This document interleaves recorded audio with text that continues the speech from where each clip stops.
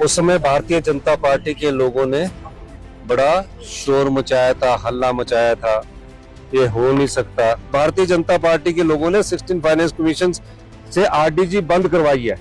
ये लोगों के साथ बहुत बड़ा धोखा है। इनका काम है प्रदेश की संपदा को इन्होंने लुटाया है। मुख्यमंत्री सुखविंदर सिंह सुक्खू ने सोलन जिले के कंडाघाट स्थित क्यारी घाट से प्रदेश वासियों को हिमबस प्लस स्मार्ट ट्रैवल कार्ड और नई इलेक्ट्रिक बसों की सौगात दी। इस अवसर पर उन्होंने कहा कि प्रदेश सरकार हिमाचल को हरित और आत्मनिर्भर बनाने की दिशा में तेजी से काम कर रही है। मुख्यमंत्री ने बताया कि प्रदेश में 500 इलेक्ट्रिक बसों का बेड़ा तैयार हो चुका है और 297 नई बसें विभिन्न डिपो में भेजी जा चुकी है। उन्होंने कहा कि इलेक्ट्रिक बसों से प्रति किलोमीटर 40 से 50 रुपए तक की बचत हो रही है, जिससे एचआरटीसी आर्थिक रूप से मजबूत होगा। सरकार का लक्ष्य वर्ष 2027 तक हिमाचल को आत्मनिर्भर बनाना और 2030 तक परिवहन व्यवस्था का व्यापक आधुनिकीकरण करना है। इसी कड़ी में इस वर्ष 1000 नई इलेक्ट्रिक बसें खरीदने और भविष्य में 100 हाइड्रोजन बसें चलाने की भी योजना है। इस दौरान मुख्यमंत्री ने भाजपा पर निशाना साधते हुए आरोप लगाया कि विपक्ष प्रदेश के विकास कार्यों में बाधा डालने का प्रयास कर रहा है। उस समय भारतीय जनता पार्टी के लोगों ने बड़ा शोर मचाया था, हल्ला मचाया था, ये हो नहीं सकता। हमने कहा था कि हिमाचल की जो भौगोलिक स्थिति है वो पर्यावरण अनुकूल है। प्रकृति ने हमें बहुत सुंदर, बहुत अच्छा, बहुत प्रकृति सौंदर्य से भरी पूरी है। हम यहाँ इलेक्ट्रिकल बसें चलाएंगे। मुझे खुशी है कि माननीय मुख्यमंत्री महोदय से मेरी जब चर्चा हुई और हमने आज 297 बसें इलेक्ट्रिकल आज हमने विभिन्न डिपो में भेज दी है। अब हमारे पास 500 बसों का फ्लीट इलेक्ट्रिकल का हो गया है। हम प्रदेश को आत्मनिर्भर बनाना चाहते हैं, क्योंकि इलेक्ट्रिकल बस जो है डीजल के बस के मुकाबले ज्यादा किफायती है। इलेक्ट्रिकल बस में हमारे पर किलोमीटर खर्चा सब स्टाफ सूब का मिलाकर 36 या 36 रुपए किलोमीटर आ जाता है, और जो डीजल बस है उसमें हमें तकरीबन 76 से 86 रुपए के बीच में पर किलोमीटर खर्चा पड़ता है। तो 40-50 रुपए की तो हिमाचल की बचत हुई, एचआरटीसी की बचत हुई। तो प्रदेश कैसे आत्मनिर्भर बने, इस दृष्टिकोण से हमने इस चीज को सोचा है। और मुझे खुशी है कि अभी विभिन्न विधानसभा में बिना अनवाइज के मैं आपसे एड्रेस कर रहा हूँ, बिना अनवाइज के ये बसें जा रही है। अगर डीजल बस होती तो आपकी और हमारी बात ही ना सुनाई देती। इसके अलावा हमारी 1000 इलेक्ट्रिकल बसेस और लाने की हम अभी चर्चा कर रहे हैं। मेरे ख्याल डिप्टी सीएम साहब ने इसको बोर्ड ऑफ डायरेक्टर्स में पास कर दिया है। इसके अलावा हम आने वाले समय में जो फ्यूचर की टेक्नोलॉजी है, 100 हाइड्रोजन बसेस के बारे में भी विचार कर रहे हैं, क्योंकि ताकि हाइड्रोजन बसेस जो आए और हाइड्रोजन बसेस के माध्यम से हम हिमाचल प्रदेश की जो वातावरण है, प्रकृति है, उसको बचा सके।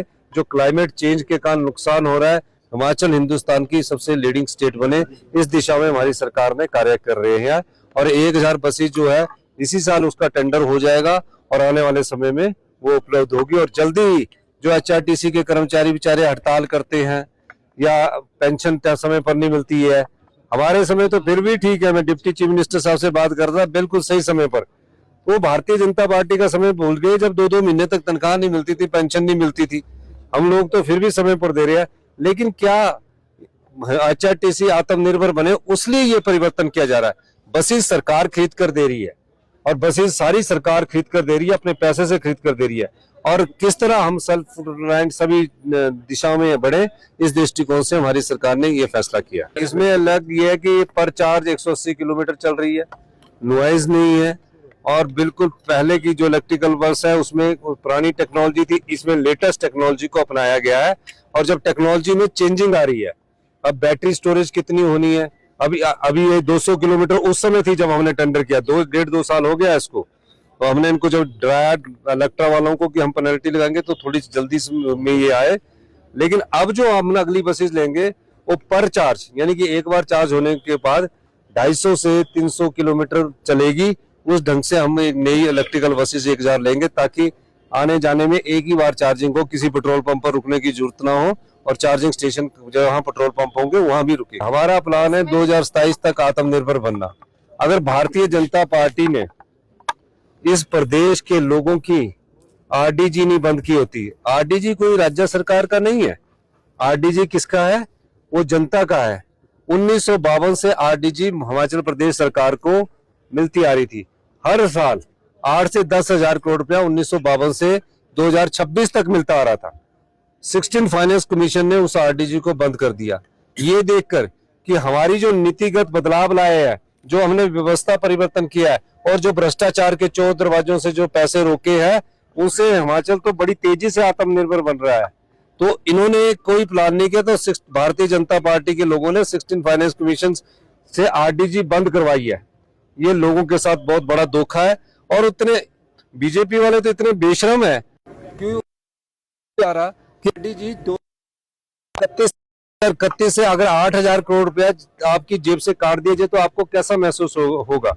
मान लीजिए अगर किसी एमएलए की पेंशन, अगर उसको 2 लाख पेंशन मिलती है, 30% काट दी जाए, 60,000 रुपया काट दिया जाए तो उसका बजट बिगड़ जाएगा। मान लीजिए किसी कर्मचारी की को अगर 50,000 रुपया पे मिलती है, 1 लाख रुपया पे मिलती है, 30,000 रुपया काट दिया जाए तो उसको बहुत नुकसान होगा। तो आरडीजी के नुकसान के लिए कोई भारतीय जनता पार्टी का नेता गया है? ये तो यही देख रहे हैं कि 5 गुटों में कौन लीड लेता है। अब 5 गुटों में कोई भी मोदी को मिला? आप बताइए, 1500 करोड़ रुपए के लिए मोदी को मिला कि नहीं मिला? इनका काम है, प्रदेश की संपदा को इन्होंने लुटाया है। 5,000 बीघा की नालागढ़ और बद्दी में एक करोड़ रुपए में 5,000 की जगह बिना रजिस्ट्रेशन फीस के इन्होंने कस्टमाइज पैकेज के नाम पर बड़े बड़े उद्योगपतियों के नाम पर कर दिया। हमने क्या किया है? हमने अपनी संपदा को बचाया है।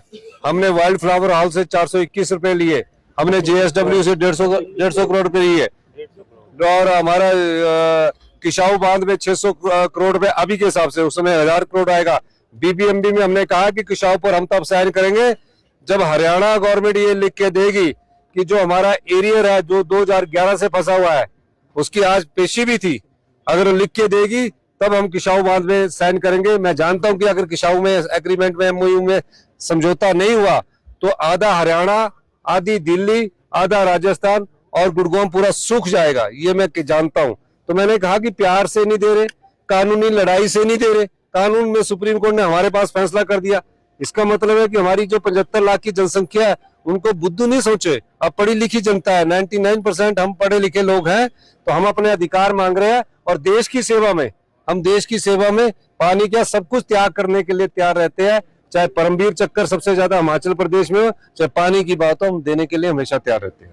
मेरा सवाल है, उनके अपने रूल्स है, वो मिल सकता है लेकिन रूल्स का उल्लंघन नहीं कर सकता। जो भी रूल्स का उल्लंघन करता है, डीजीपी से बात करके कि क्यों रूल्स का हुआ है, डिसिप्लिन फोर्स है इसमें, क्योंकि डीजीपी के अंतर्गत आते हैं, तो उनको जो शिकायत करनी है पहले डीजीपी से करनी है। डीजीपी के बाद जो सर्विस रूल्स है उसके हिसाब से कार्रवाई होती है। ऐसे कोई आर्बिट्रेरी सस्पेंड नहीं कर सकता, लेकिन उनको मिलना चाहिए। और गवर्नर साहब हमारे संवैधानिक पद पर है, वो जो उसमें मार्क करेंगे, हमारी सरकार उनका भी सम्मान करते हुए उसको देखेगी। Bureau report, Solan.